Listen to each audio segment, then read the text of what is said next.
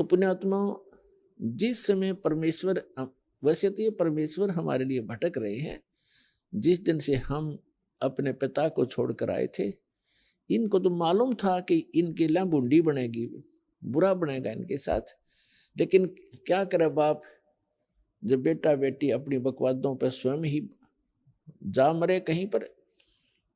जैसे पुण्यात्माओं,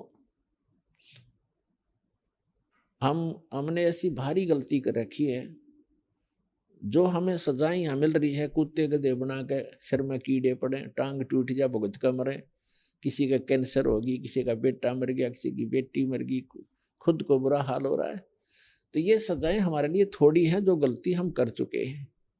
आपकी जब जितनी भांग उतरती चली जाएगी, नशा कम होगा यहाँ के अज्ञान का और इस काल भगवान का, उस समय आपको ये दास के एक वचन हृदय में लगेंगे जाके, और ये लगेंगे आपके अंदर के, उस फोड़ेंगे आपको, जो आपके अंदर एक जमा हो गया गंध, अज्ञान, हमें पता नहीं था, तो ये आपको फिर पता लगेगा, फिर उतना ही आप में कसक बढ़ती चली जाएगी।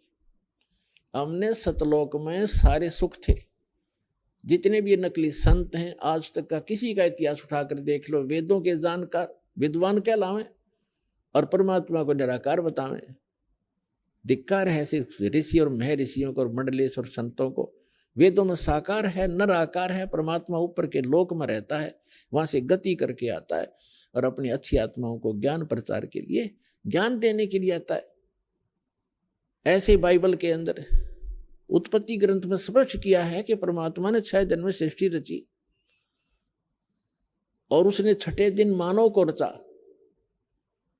और उसको अपने जैसा रचा, अपने जैसी उसकी अपने स्वरूप के अनुसार उसकी उत्पत्ति की, नर और नारी करके उसको उत्पन्न किया।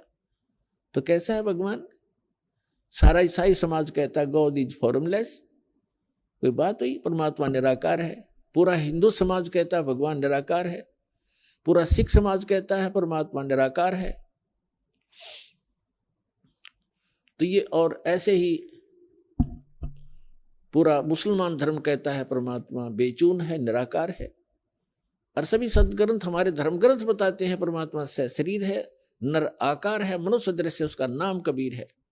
और वही परमात्मा है जो काशी के अंदर एक धानक रूप में, एक जुल्हा रूप में आए थे। ये परम परमात्मा है, सबके जनक हैं, ये हमारे हमदर्द हैं। तो जो प्रसंग चल रहा है हम उसी पर आते हैं